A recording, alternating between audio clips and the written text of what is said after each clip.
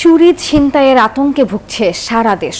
খোদ পুলিশের হিসেব বলছে গত 6 মাসে অপরাধ বেড়েছে প্রায় 40%-এরও বেশি। তবে অপরাধীদের ধরতে নিয়মিত অভিযানের কথা বলছেন পুলিশ কর্মকর্তারা। আর স্বরাষ্ট্র উপদেষ্টার আশা, শিগগিরই উন্নতি হবে আইন শৃঙ্খলা পরিস্থিতির। দর্শকে নিয়ে একটি প্রতিবেদন দেখে আসবো। চট্টগ্রাম নগর জুড়ে এখন যেন কেবলই ছিনতাই আতঙ্ক। শুধু শহর কেন্দ্রিক নয়, ছিনতাইকারীদের দৌরাত্ম্য। এমনকি সম্প্রতি নগরের বারিক বিল্ডিং এলাকায় ছিনতাইকারীদের ঘাঁটিতে হানা দিতে গিয়ে আহত হয়েছে 2 পুলিশও। সব জায়গায় রেপ, তারপরে ছিনতাইকারী এগুলো বাড়তেছে দিন দিন।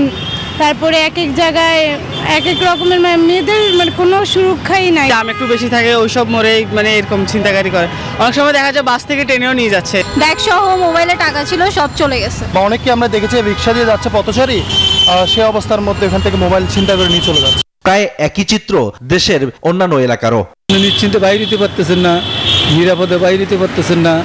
আপনি বাইরে দিতে গেলে দেখা যায় যে আপনার জীবনের হুমকি থাকে, জিনিসের হুমকি থাকে। অপরাধীদের দূরত্ব তো অসম্ভব বেড়ে গেছে। তাদের কারণে তো মানুষ এখন ভয়ের মধ্যে আছে মানুষরা। খোদ পুলিশের হিসেবেই গত 6 মাসে আগের চেয়ে অপরাধ বেড়েছে প্রায় 40%। এলাকা ভিত্তিক সন্ত্রাসীদের আধিপত্যের লড়াইয়ে আতঙ্কিত সাধারণ মানুষ। তবে ছিনতাই অপরাধ রোধে অভিযান অব্যাহত রাখার কথা বলেছেন পুলিশ কর্মকর্তারা।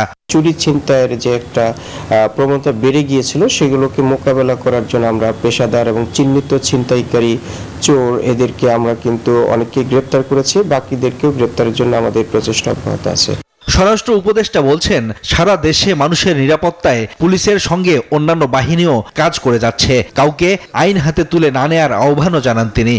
জনগণকে বলবো যে আইন আপনারা নিজের হাতে তুলে নেবেন না, আর পুলিশকে বলবো তারা আরো বেশি অ্যাক্টিভেট হওয়ার জন্য, যেন এই ধরনের ঘটনা না ঘটে। আরেকটা জিনিস, ওই যে আপনি বলছিলেন যে এই এলাকায় আমরা এখানে পুলিশের সংখ্যা বাড়ানোর জন্য আমরা চেষ্টা করতেছি। সকলের সহযোগিতায় শিগগিরই আইন শৃঙ্খলা পরিস্থিতির উন্নয়ন হবে বলেও আশা করেন তিনি। Desk report, news 24।